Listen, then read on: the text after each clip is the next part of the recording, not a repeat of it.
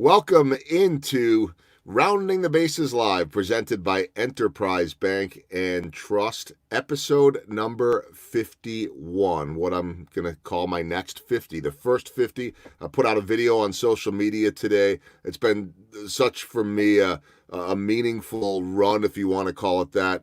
That began on March 24th. I really didn't have long-term plans. I just thought this was something that I wanted to do, help hopefully connect people, help share stories, inspiration, strategies, and all of that. And now I'm hooked, and hopefully other people are too. So this will continue beyond the next 50, but I've got a special show for episode 51 today. Can't do this without my friends at Enterprise Bank and Trust. Hashtag no stopping you. Appreciate all of their support. Same, and there'll be a theme here today in terms of military, for a great veteran-owned and operated company here in the Kansas City area. It's Casey Cattle Company. You could check them out.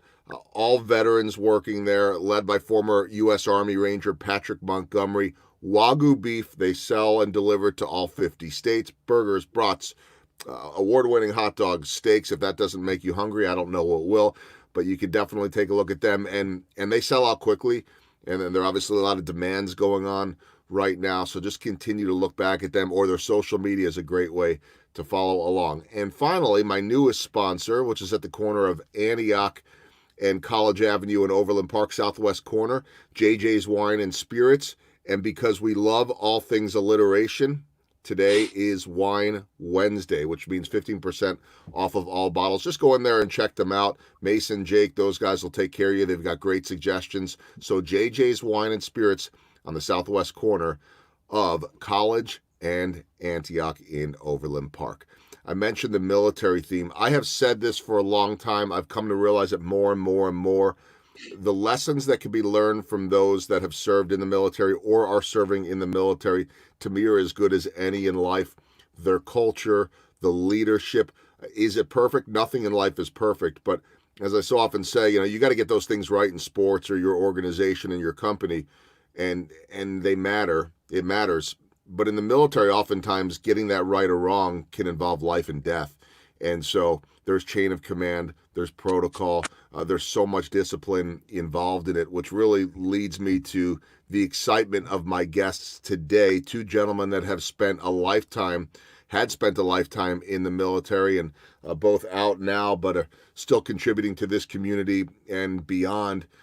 Really honored to be joined right now by retired Rear Admiral Jeffrey Penfield and retired Brigadier General Dave Komar. It is always good when we can get a little Army and Navy love together in one room. I'm glad that it's not Army-Navy this weekend, or maybe it would be more fun and it would add to it. Hopefully we'll have that in the fall. Gentlemen, thanks for joining. And hey, I'll start with the softball simplest question. I sort of know the answer already, but Admiral Penfield, that is not a Navy looking style haircut at this point. Yeah, we're all affected by this crazy coronavirus thing, and this is the longest my hair has been since college. Not as long as it was in college, but I'll throw out an apology for looking so rough. But we're doing all. I hit 60 this year, and my wife is very conservative, and we don't go out unless we need to. Being safe, I like that. And General Komar, for you too, that is not the haircut, I believe. I'm not knocking it, by the way, for either of you. I'm just saying typically people know, even post-military, when you have that freedom to be able to go do what you want, but you've been having that haircut the same way for a lifetime, so this is a little bit long for you too by Army standards. No, it is. My wife, in fact, she's actually trimmed a couple times, and I think actually done a pretty good job. But before she trimmed it the first time, it was definitely the longest I think my hair had ever been since high school. It's looking pretty raggedy. Yeah, it's the times we're in. It's okay. It was actually funny because when I went back and put together this video that I released today on the first 50 episodes, it was a quick minute plus video, but you could see some of the changes in in the hair for me, it was like, oh, that looks okay. That doesn't look so good. That looks worse. That looks worse. Anyway, that's the time we're in. There are many worse things going on in the world than the length of our hair. I think we could all agree on that one. But one of the reasons why I wanted to have you guys on, I've had a lot of veterans on this show that are doing different things in terms of entrepreneurship and leadership in the community, and I know both of you have your hands in a lot too. But I love the lessons of leadership, and for two gentlemen like you that served at some of the highest levels of the military, in the Navy for Jeff and in the Army for Dave, respectively, there's so many lessons to learn. And what I wonder, Admiral, I'll start with you, is these are such turbulent times right now. Well, one thing I want to say, and I told both of you this, you didn't ask for it, but I'll leave the politics out of this. And I know that the job in terms of military is to follow that chain of command and do what you're supposed to do, and to lead and to rally others around you. So in an environment right now that is so hostile, and I'm not saying worthy of discussion, we'll save those discussions for another day and different points, because one thing I think we could all agree on here is that we're all in some form or another in this together and dealing with difficult times. And that's not disputable. How we view it might be different, but we're all affected by the coronavirus, also by the protests going on. There's a lot going on. This is a unique time in this country. So, Admiral, I'll start with you. What are the keys to you? And I think all the time about being on a ship or being somewhere like you were, and there is adversity, and oftentimes it is life and death. What are the keys to leading during tough times? Well, I would say the first thing, and it applies whether or not you're on active duty. I think you carry it over into your civilian life, and you mentioned several different things that I'm involved with in town now, all veteran focused on nonprofit stuff. I have these 4 A's of leadership, and the first one foremost is this thing called accountability. And we talk a lot about accountability in the military, that when you're in charge of something or the leader of something, you're held accountable for everything that happens inside of that organization. But in the context of leadership, when I say accountability, I mean hold yourself accountable as a leader. That you have to recognize that whether or not everything is going great, which they rarely do, every day when things are challenging, you as the leader of the organization, or part of that leadership role, if you will, you have to just recognize you can't go into a corner and just ignore it. People expect you to step up and do something about it. Leadership's about rallying the organization, setting a vision and a strategy for the organization, empower the organization to help get through whatever challenge that you might have ahead of you. And I always say it's easy to lead when everything's going well. It's hard to lead when things are going tough, and you got to have your basic principles of leadership kind of hammered out, and you have to have the relationship with your team accordingly. I talk about leadership as the what and the how. The what is the tactical of what you're trying to get done every day. The how is how you're bringing your people along. And if you don't work on how you're bringing your people along when things are easy, when things get tough, they just get that much tougher. So I think first and foremost in these challenging times for leaders, and oh, by the way, I think we all are leaders. Sometimes we look at leaders as just the person at the top of the pyramid, but if you're in charge of one other person or 5 other people, if you're the E5 in charge of your work center, as we call them in the Navy, and you have a gang of 10 people working for you, you are a leader. So at all levels of the chain of command, you have to have these same principles kind of hammered out, so you're ready to go when things get tough. And it definitely starts, I view, as recognizing yourself as a leader. Go to school on what that means and prepare for those tough times. General, I'll let you pick up the thought there, because I know you've got plenty of experience in this department. No, definitely. And again, as far as leadership is concerned in difficult times and in crisis, it really goes back to what did you do as a leader prior to that to develop the culture of your organization.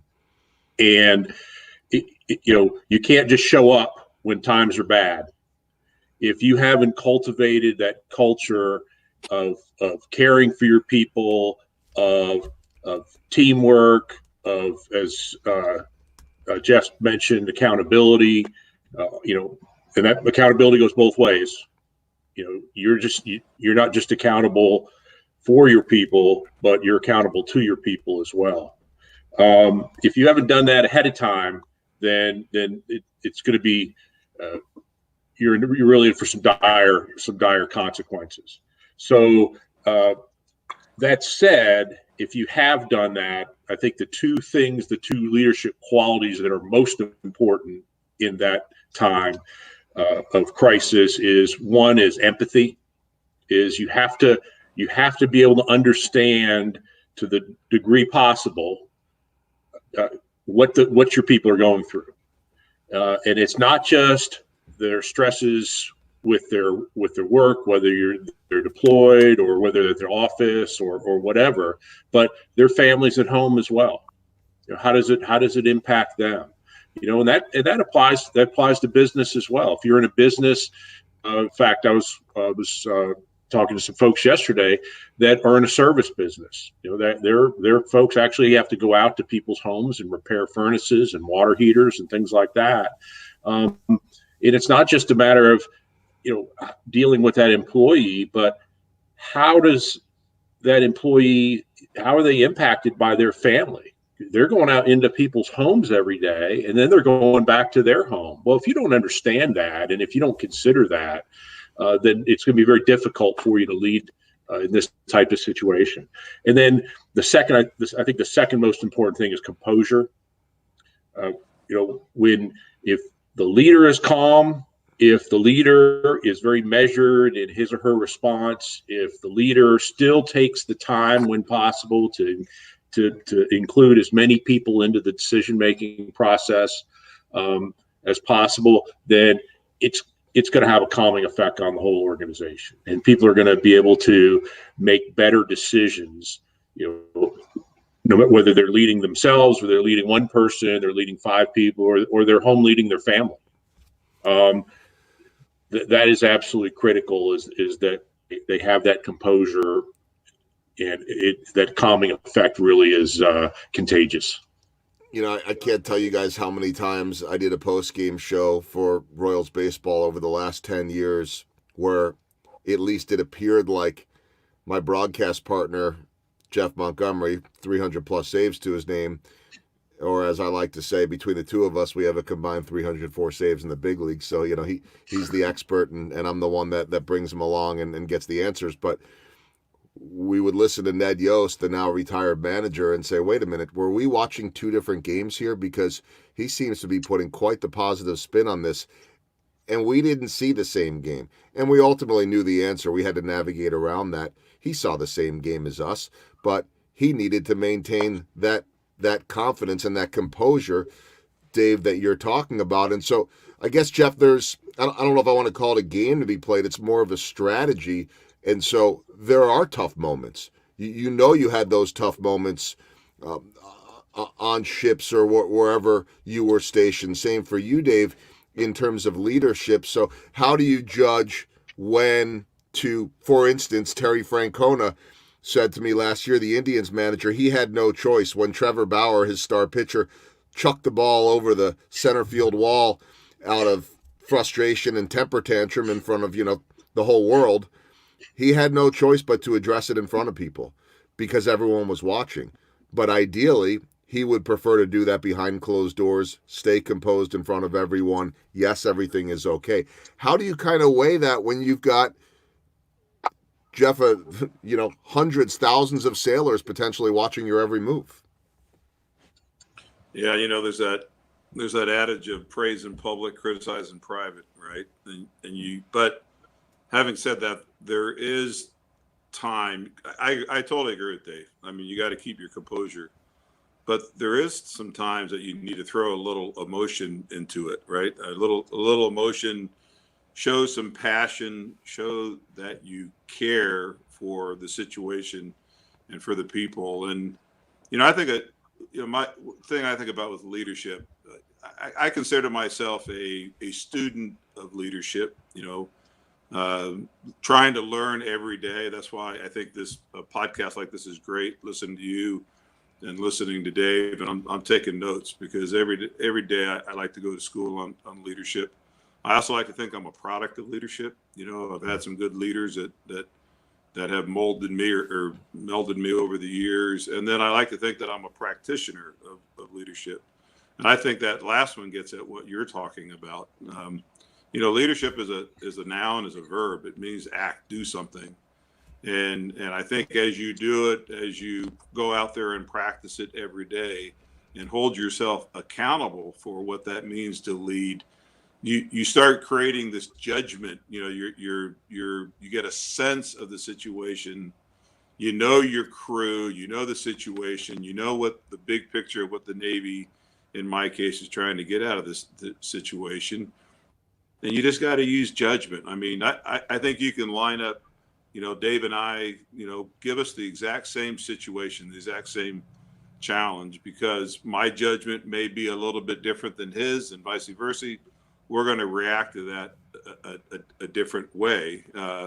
And both ways, in most cases, I think are going to be positive ways. So part of leadership is having that experience and following that little gut feel that you have in your belly, having the ability to kind of look big picture and strategize what the organization you're working for is after and react accordingly. It's interesting too, because I don't think when you talk about it, you're saying, well, this is the Navy way versus this is the Army way. This is the Jeffrey Penfield style and your personality. This is the Dave Komar style.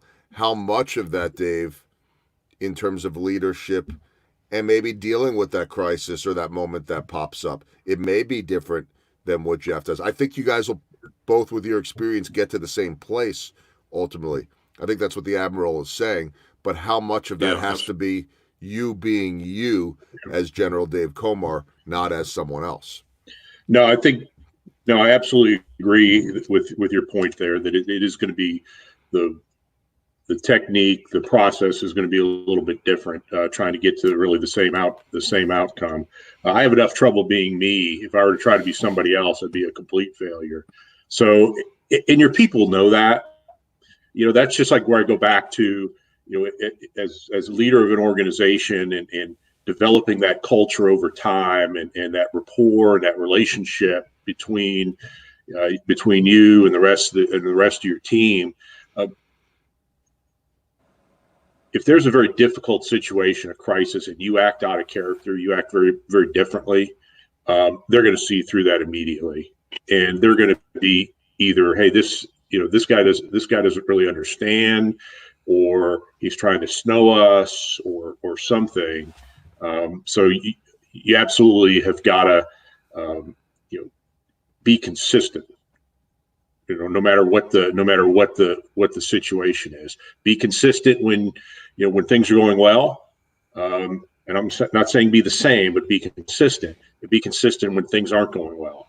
Mm-hmm. You talked about having to, perhaps discipline somebody, out in public. Again, if you've maintained and you maintain that relationship with your people, they'll understand when you feel you have to do that. They're not going to think you're unfairly calling that person out. In the instance of the pitcher throwing the ball over the center field fence, there may be some people say, "Oh, he shouldn't have done it that way." But I bet you probably 98% of the people are like, "Hey, he did the only thing he could do and should have done." If the pitcher if he didn't want to be sort of shown up, if you will, in public, he showed himself up. He was the one who committed the act in public. So I think that's that's really key is you've got to be yourself. I've worked with some absolutely phenomenal leaders in my career in the Army, and they went about things very, very differently. Mm-hmm. And they're all, people could be effective and have very different styles, have very different personalities. A couple leaders I worked for in my last job in the Army. My immediate boss was H.R. McMaster, who left that position to go be the national security advisor to the president. You know, and his boss, my boss's boss, was General Dave Perkins. Well, you couldn't find two people whose styles were so much different. You know, H.R. McMaster's this you know, he's sort of this guy out of central casting. He's very dynamic, very dramatic, but not in a sort of over the top way. Very creative. And then General Perkins was very calm, very measured. When people would say something just crazy, he'd be like, he'd stay very calm. It's okay. So so how does that work? How would that work? And just sort of let the people sort of handle it on their own and talk their way through it, and either better explain it so that it doesn't seem like such a crazy idea, or come to the realization themselves, no, I think there's some things we didn't think about. This is really only half baked right now. Let's go back and rethink that. So again, just very, very different personalities, both very effective, but each worked in their own way, based on their strengths and their personalities. Yeah, it's interesting. The follow up. Go ahead, Jeff. I was going to say just a follow up point to that. I mean, I think that and Dave probably learned gobs from each one of those two gentlemen and took something away, and might have now adjust his style for what he saw from that. And I think anybody, I think military or civilian, any large organization, you can only survive on the tactical stuff of what you're paid to do for so long. One day you're going to wake up and you're going to be in a bona fide leadership position. You got to prepare yourself for that, and watch what other leaders do. And oh, by the way, not all leaders are good leaders. I want to think that you learn as much from the bad ones as you do the good ones, and we all strive to be that good one. So just be that student every day, and I think that really prepares you for when you are, no kidding, in that role that you are paid to lead. What are you going to do when things get adverse? And you're going to have that judgment foundation, if you will. Oh, I meant to ask both of you this in advance. It's just a question that I always am interested in, and I think others would be too. We all like to know where others have gone and traveled and experiences and all that. I was saying, we were chatting a little bit in advance, and Dave, right before you popped on, I was talking to Jeff and sharing, and I've done this with you before too. Some of my brief experiences of going over to Kuwait on a USO tour. It was really the best experience I've had as a professional, and I say that because 25 years in broadcasting, I've been a part of multiple World Series and Super Bowls, and I've got a championship ring and all that type of stuff. But the trip to Kuwait and sort of walking in the shoes of our troops as much as possible, being out there in that environment with them, seeing how remote they were, seeing how separated they were from the rest of the world, the weather, the gear, all that stuff really changed my perspective, or added to my perspective on the military. So I've never been a member of the military. I don't think I'm any closer to having been a member of the military, having been over there. But I feel like, you talk about empathy. I feel like I have a greater understanding of what it's like to be over there. What it's like to be over there, waking up in the middle of the night saying, you know what, I want a piece of home. I want to be able to watch the Royals at 3 a.m, and that's comforting. It gives me purpose to what I do now on an everyday basis when there's a season, or even now. Hopefully somebody overseas can watch this and learn something too. So it's a reminder that everything we do can matter, and usually does. I see a grandkid in there down in the bottom corner. Sorry. That's, by the way, he's saying hey Grandpa, and that's okay. That's the world we're living in, by the way. So there's no problem with that at all. We adapt. Anyway, I got off on a tangent, but I just was curious. Dave, I'll start with you, and then we'll go over to Jeff. Can you just kind of rattle off some of the spots around the world during all of your years in the Army, where you were stationed, or places that you were at? Yeah, I spent spent a lot of well, spent my first tour in Europe and lived in Germany, but traveled all over Europe. Uh, been to Kuwait, Iraq, Afghanistan, Saudi Arabia, probably 7 or 8 African countries. Let's see where else. Korea. So I spent some time around. Not nearly as much as some folks have. And then, of course, traveling for pleasure into numerous other countries. But probably, I think I'm probably about up to about 85 or 90 now. And how much the follow up on that, and then I'll get over to the Admiral. How much did those experiences, those cultures, the people, the environments, how much did they change you or change a perspective, or at least make you who you are today? Yeah, I think to a great extent, particularly those places that you actually lived, in and among the people for extended periods of time. Certainly, that's a far different experience. When you live and work in a community of another country on a day-to-day basis, and you're shopping there, that's a little bit different than just being a tourist somewhere, or even just for a short deployment or short visit for business purposes. So I think one of the reasons I chose to go overseas on my first assignment was because I really hadn't been overseas previous to that, and I just wanted to see as much of the world as I could. Never thought I'd be almost 32 years out seeing the world, but so I wanted to get as much of that as I could early on, and I was fortunate was able to do that.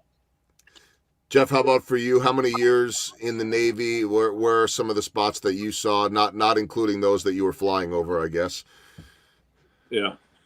So actually, my worldly travels, if you will, start back to when I was a kid. I'm an Air Force brat. My dad was actually 4 years in the Army, 16 years in the Air Force.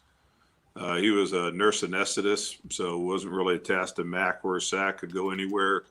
When I was very, very young, we lived in Wiesbaden, Germany for 3 years, and numerous assignments around the U.S. And then we went to the Philippines when I was in junior high school. And I really think that kind of laid the foundation for me to continue to serve. I give my dad a lot of credit for that, even though when I was in high school, college, I didn't really know what I wanted to be when I grew up. But when I started flying airplanes, and that led to serving in the Navy. And I did my early deployments on the East Coast, out of Jacksonville, Florida. So a lot of two Mediterranean cruises. When you're deployed like that on an aircraft carrier for 180 days, you make multiple, port visits. And those are pretty good times, late 80s, pre-Iraq, post-Vietnam.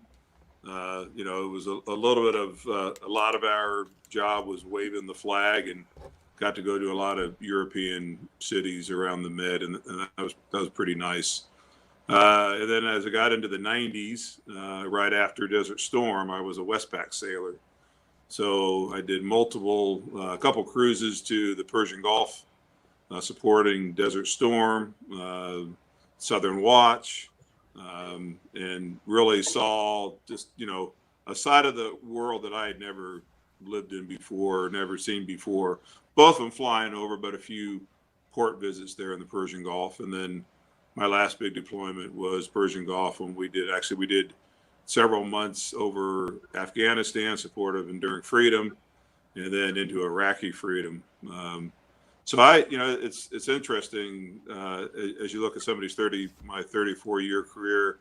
I think I experienced the military on a pretty much a peaceful stance, if you will. When I was a young junior officer flying airplanes, the idea of dropping a bomb in combat was pretty foreign to all of us. The most senior people in our squadron might have been in Vietnam, but most of us had never dropped a bomb in combat. And then from 90s on, now you're somewhat of a rarity minority if you haven't dropped a bomb in combat. So to see a different stance of the world, if you will, the early '90s was about Iraq and Saddam Hussein and whatnot, and that what rocked the world for all of us, puts on a totally different plane, is 9/11, and that's when. You talk about leadership challenges as a force.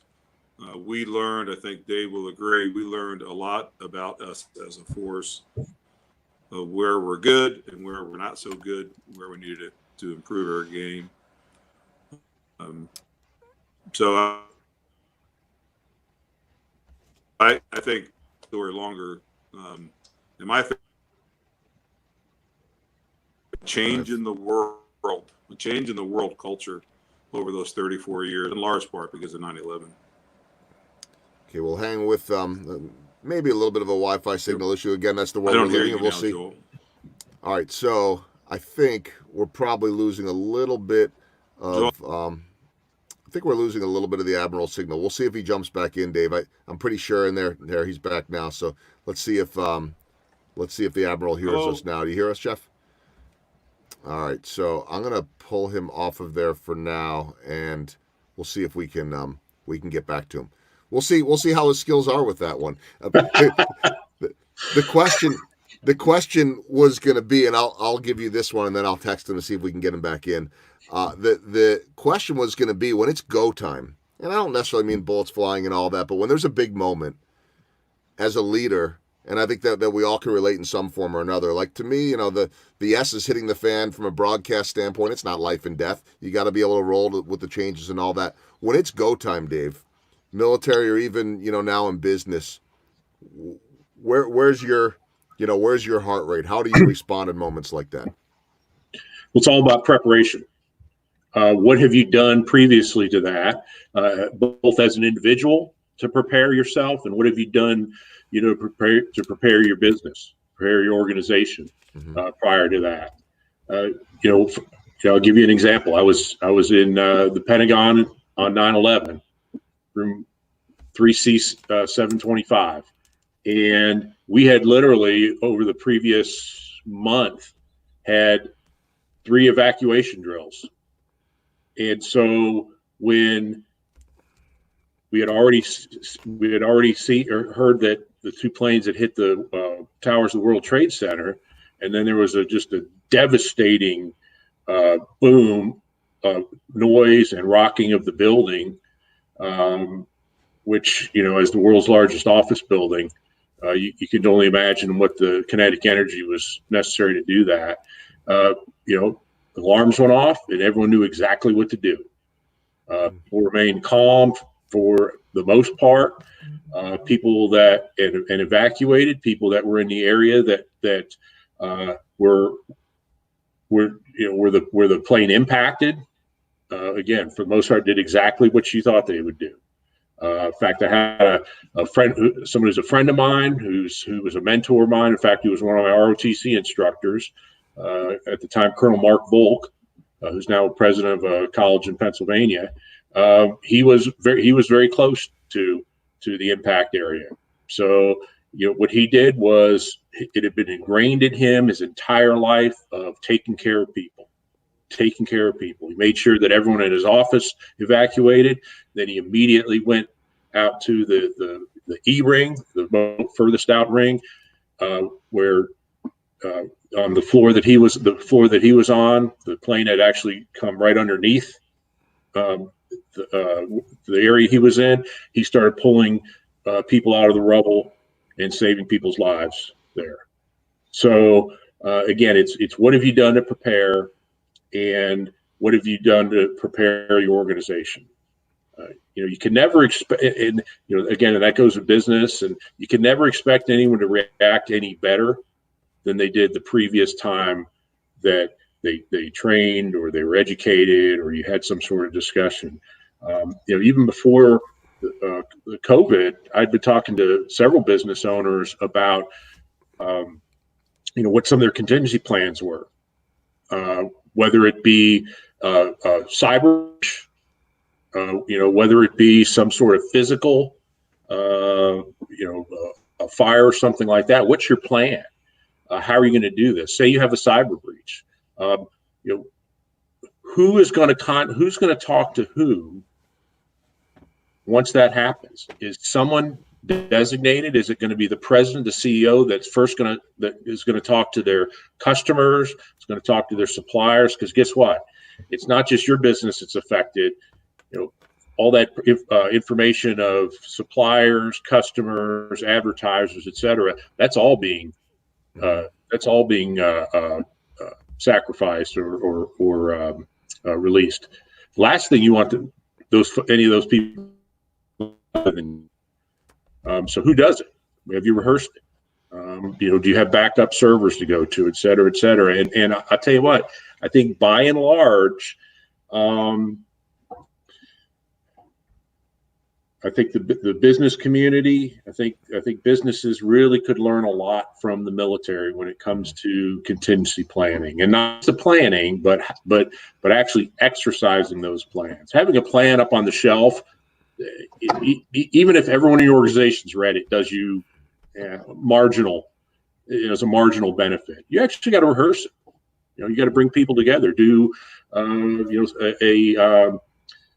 rehearsal of concept drill. We maybe bring everyone into, all the big players, most important players into the conference room, and you kind of walk through and say, okay, this event has just occurred. Okay. And then go around. Okay. What is your action? What is your action? What is your action? So I think that's an area certainly that businesses really could learn a lot from the military, and there's a lot of expertise out there that can help them. Yeah, it's so interesting you bring that up, because I think probably the last in-person podcast that I did, and that was before this show was even created, but my weekly audio series, which continues, was about the second week of March. I went in to sit down with Sandy Kemper, the CEO of C2FO, and big name in the entrepreneurial world here in this town. And I remember. I can remember it because I remember thinking, okay, do we shake hands or not? We were at that point where it was like, if you're shaking hands, you need to use hand sanitizer, and we did that. But I remember hearing, and that interview, by the way, the cross promotion here, was released on Monday this week, and really fascinating discussion about leadership from a guy that's leading employees in different cultures around the world, not just here in the Kansas City area. But I know that they had actually done a practice pandemic drill about a week before they sent everyone home. One of my neighbors works for him, and they sent everybody home, or left everybody home, something along those lines, on a Friday, just to say, hey, here's how we're going to work from home if we get to this point. Because we didn't all know that we were going to be quarantined for as long as we've been. So that's interesting. Jeff, the question to Dave, and then we'll start to wrap it up here. And I apologize. I kicked you out of the room because I knew that once you came back in, it would probably work. Again, you roll with it. And I like to say that in television, and I look, you don't want me in combat, okay? I'll be the first to say you don't want me in combat. The only reason why you would want me in combat from an Army-Navy standpoint is I have a career of thinking off the top of my head, and nothing in live television ever goes the way it's supposed to go. Don't give me a script, because we're not going to follow that anyway. Give me a plan, and we'll execute it. So that's where I can relate a little bit to your guys' world. The question to the general was, when it's go time, when it was go time, whether that's bullets flying or whatever it is, a big moment, getting up in the air for you or whatever it was, how did you respond to go time? What was go time like for you? We're all wired differently. Was it you get amped up, or do things slow down? What was that like for you? Uh-oh. Now we have lost, hold on one sec, Admiral. We've now lost your audio. Let me see try again. Yeah, we've lost the audio. I don't know why. We're just having some difficulties. So I'm gonna see if we can get Jeff one more time back on. This happens every now and then. It's okay. Dave, I want to ask you while we're waiting back on the Admiral, and then if we lose him, that's okay. We'll wrap it up. But my question for you is, with all of you're involved in a lot of different things here now in the community. I know Reconciliation Services is one that you volunteer at, you and your wife. But you talked about, that military background sinking in with how important it is in business. How much has that affected you today, and kind of what you're all doing now? Yeah, the ability to adapt, like the way you just described, you don't need a script when you're going to do live television. You need to know what the plan is. So I'll give you for instance. So with Reconciliation Services, my wife and I volunteer there. I'm on the board of directors there, and that's a great example. When the COVID first hit, and we realized that it was going to be problematic to have person to person close contact. One of the things that we did was we were able to shift to doing counseling by telephone. And while we didn't have group sessions, we were able to still do one-on-one. We do a lot of trauma counseling there at Reconciliation Services. So we did it by telephone, really only because that was the best thing we could come up with. But one of the things that we found was, in fact, that the percentage of kept appointments, telephone appointments, compared to in-person appointments, it rose dramatically. And while again, we often think, well, it's always better to be there in person. But when you think about somebody, particularly someone who who's there because of trauma counseling, all the different things in the day of a life of that person that could prevent them from being able to get to an appointment. Everything from the kids are sick, they're sick, they missed the buses aren't running on time, their ride isn't there. So many things can happen. And so what we've really identified is what a great opportunity it is for us to be able to reach out to even more people and provide those services. So even once we can more safely meet face to face, we realize this is a whole nother area that we can shift to and reach more people. Same thing with Thelma's Kitchen. When we were no longer able to eat in the kitchen, we were able to pivot and provide lunches, box lunches, still pretty the same good food that we hand out primarily for free at the front door because people couldn't come in, and we realized we're able to again reach more people that way. I think we've almost tripled the number of meals that we serve each day there since January. So that's something, again, even once we can open Thelma's Kitchen back up, because of course we want to regain that community building aspect of Thelma's Kitchen. And for those of you that aren't familiar, Thelma's Kitchen is at the corner of 31st and Troost, and every day there, Monday through Friday, 11:30 to 1:45, there are people that come from both sides of Troost, east and west, that come together, that eat together, that meet each other, that talk to each other, that probably never would never do that otherwise. So it's a great community building. And again, in this current time, I can't think of a better way or better activity to be able to bring people together. But the box lunch piece, that's something we're going to continue. In fact, we're probably going to have sort of like lunch catering, where an office can order box lunches, and they can both provide donation to Thelma's Kitchen to help support the reconciliation services that we provide, but then have some community there in their office. They all come together and have lunch together and share in that. So again, I think one of the things that I've seen in the military is the ability to we call it adapting and overcoming. That's something that absolutely is essential in business, particularly in today's day and age.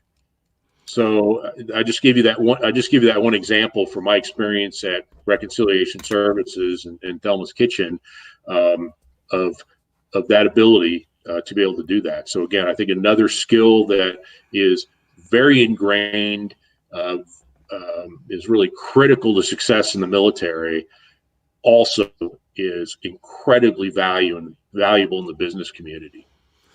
Yeah, and essentially what you're talking about is what so many of us are now referring to as the pivot, and I think that military experience certainly enables you to do that. I'm gonna take one more crack here, and I don't know the answer. I know that the Admiral can hear us because he's nodding along. I love the fact it tells we're not going to be able to hear him. I can tell right now. I love the fact that he's taking notes. See, I feel guilty for kicking you out, but I told you guys before my solution to all technical problems is just to reboot, and sometimes that works. But translation, I'm really not smart enough to do anything beyond that. So I don't know that we're going to be able to hear Jeff. I don't know why these things happen sometimes. It's what I call technological gremlins, and there are people that are a lot smarter probably than the three of us, all of whom in our respective lines of work we usually have on hand to help us with these things.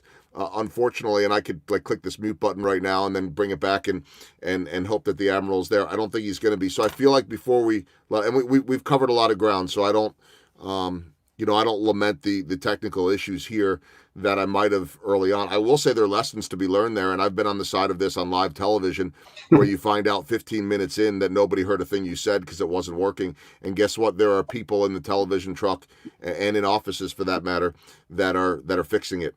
And the best ones can fix it or roll with it and adapt to it, as you guys were mentioning, in a calm way. My director, Steve Kurtenbach, is one of the most flatline calm guys when everything is going crazy, and it brings a calm to everyone. Now, that's his personality. So here's what I'm going to do. I'm going to wrap it up, and I feel like maybe it's only fair. Maybe Dave Komar did this to make sure that he had a voice and that the Admiral didn't.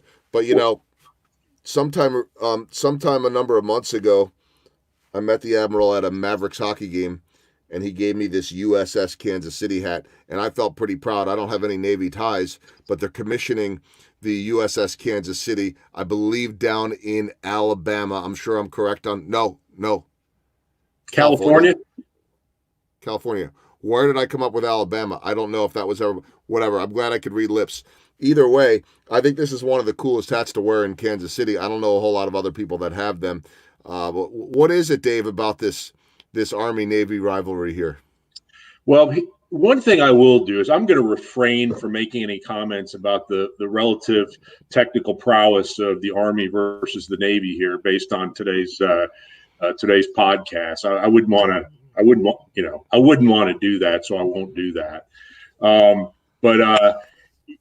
Again, it's kind of like brothers or siblings. You can give each other a hard time, but by golly, don't be an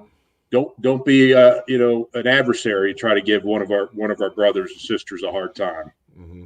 We can fool around and joke with each other and prod each other and poke fun at each other, but boy, don't do that. And if you're an outsider. Mm-hmm. So again, I think the good-natured rivalry among the services is just that. It's like a family.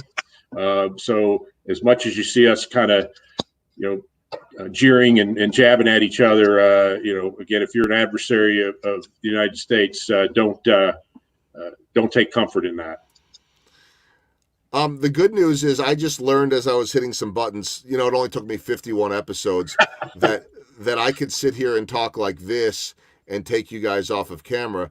And I don't know why, in this moment, looking at this little setup that I have, that it was that. So I could have actually, done that and so I could put Jeff on right now, even if we can't hear him.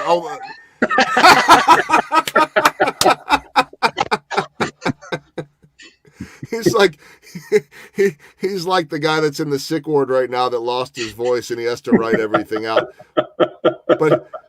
But still very effective nonetheless. I'm so glad that the first use of that button enabled. You can put up that sign one more time if you want, Admiral.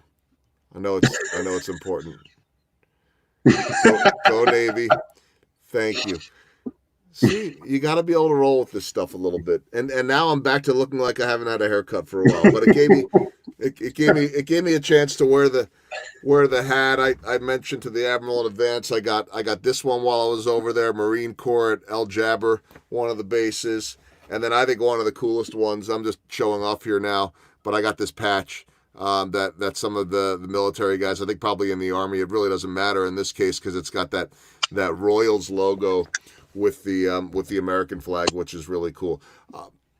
Gentlemen, I appreciate you spending the time. I appreciate the perspective. Maybe we'll do this again at some point. I know I wanted to be able to get into some of what Jeff is doing in the community, but I know that both of you do such a great job in supporting our veterans, supporting our community, and so much more than just the military background, which to me is enough. But thanks for your service, of course. And I'll wrap up with this saying, like, I was always comfortable thanking a military member, current, active or retired, for their service. It just always felt a little bit hollow because everybody says it, and I don't know if that's right or wrong, but having been over there, one of the things that I always like to say now is not just thanks for your service, but thanks to your family, because what I heard from so many men and women over there was, hey, we're just doing our job, but it's those back at home that are raising the kids or taking care of everything that we can't do with or deal with every moment of the day 24/7. And I that's another one where I really understood it because I was gone for 4 days and often couldn't connect with my family, and we had stuff going on with the kids here that I was needed for, and I wasn't available. And that's reality for so many at a long time. Dave, I'll give you the last word only because you're the only one that can have it. Hey, Joel, again, I really appreciate it. Thank you so much for this opportunity. What you're doing is a great service to the community and the business community here, in particular in Kansas City.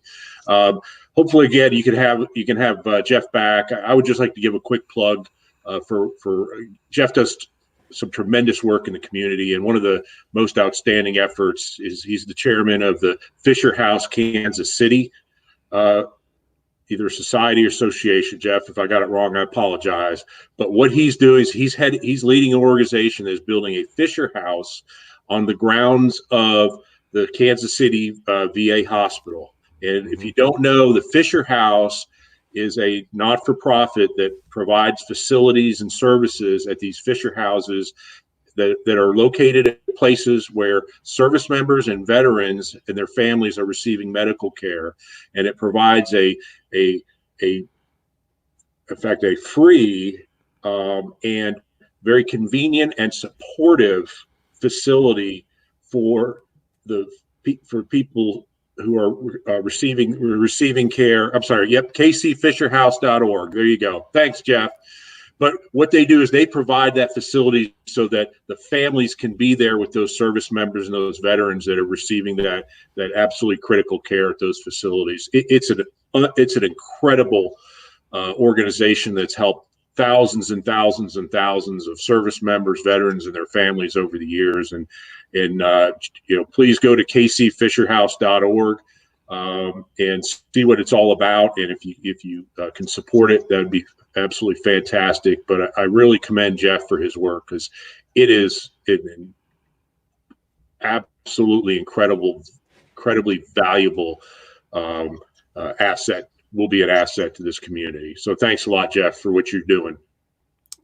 Well, right there is that brotherhood, that Army-Navy brotherhood and that military brotherhood between the Army and the Navy and the Air Force and the Marines and the Coast Guard and all the men and women that continue to serve our country and certainly pay oftentimes that sacrifice, but those that protect our freedom. So thanks for picking us up there, General, and for doing that and making sure that we can get all those messages out there. This has been a thrill for me. I am sure that when folks watch this, if they haven't already live, that they will learn from so much of your lifetime's worth of knowledge. And 32 years in the Army for General David Komar, 34 years in the Navy for retired Rear Admiral Jeffrey Penfield. I think I got those numbers right. Either way, if I'm doing my math, it's over 65 years worth of military experience, including at the highest of levels. So General Komar, Admiral Penfield, thank you both so much for the time. And Admiral, not only does the hair look great, but you've never sounded better.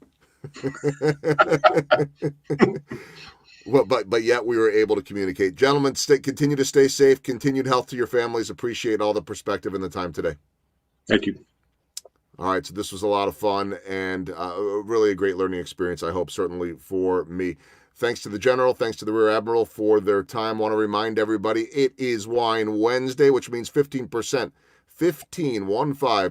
off of all bottles of wine at JJ's Wine and Spirits, southwest corner of Antioch and College. Mason, Jake, and company will help you out. So jump on in there today or any day for that matter, and they've got a phenomenal selection. Casey Cattle Company, veteran-owned and operated, at Casey Cattle Company for social media to get all of their updates. They've got a great newsletter to keep you up to date, too, on when stock is coming in. CaseyCattleCompany.com. Wagyu beef. It is life-changing if you like steaks and all of that type of stuff. Beef, Wagyu beef. Just trust me on this one. The Goldberg family can vouch for it. And a thanks to my friends at Enterprise Bank and Trust, #No Stopping You. Thanks to all of you for watching.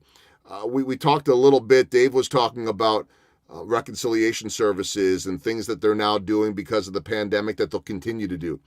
I started this show because of the pandemic, being home as a baseball guy, having a podcast and thinking, how can I do more? And I didn't really have any long-term goals. Now I know that I look forward to and I get excited about the show every day. It will continue for the next 50. 51 here now is in the books. We'll have many more to go. I don't see this stopping anytime soon. Hopefully just continuing to grow. And I couldn't do that without the support, certainly of my sponsors, but most importantly of the guests that are coming on the show and for all of you that are watching. So please continue to pass this on. You can find it on YouTube, Facebook, streams live on Twitter, posted on LinkedIn later, and all of that makes our social media world run today for better and for worse. Thank you all so much. Hope to catch you back here tomorrow for another edition of Rounding the Bases Live, presented by Enterprise Bank and Trust.